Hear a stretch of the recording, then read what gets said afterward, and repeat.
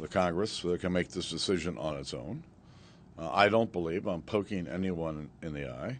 House Speaker John Boehner defending his decision to break protocol and invite Israeli Prime Minister Benjamin Netanyahu to address Congress about the Iran nuclear negotiations. The White House was reportedly furious at not being consulted about the speech, as negotiations are said to be at a sensitive stage. President Obama says the speech strains U.S.-Israeli relations and referred to concerns that it forces Democratic members of Congress to choose sides against the Obama administration or Israel. This isn't a relationship founded on affinity between the Labor Party and the Democratic Party or Likud and the Republican Party. This is the U.S.-Israeli relationship that extends beyond parties. The March 7th speech comes 2 weeks before elections in Israel. Some see the speech as a political move, giving Mr. Netanyahu a forum to talk tough on Iran to boost his re-election campaign. House Minority Leader Nancy Pelosi. There's some people who just think it's outrageous. Some staunch supporters of Israel have called me and said it's outrageous.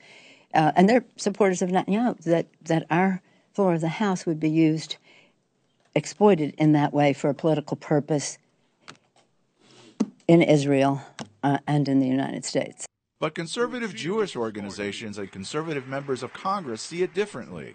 Elliot Abrams is with the Council on Foreign Relations. They're the ones who are threatened by Iran. The Iranians don't threaten to wipe out the United States.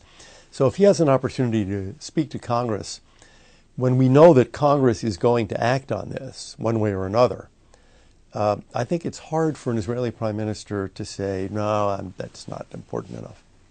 The speech plunges an already strained Obama-Netanyahu relationship to a new low. Alan Eisner is with the liberal American Jewish organization J Street. It's hard for me to put myself into Netanyahu's head, but the only logical explanation is that he's just written off this White House and this president, and he's decided to throw his lot in with the Republicans on Capitol Hill. Yes, things have gotten very bad. It's very unfortunate, but I think we shouldn't exaggerate. At the worst, it's a problem between Obama and Netanyahu. It's not a problem between Israel and the United States.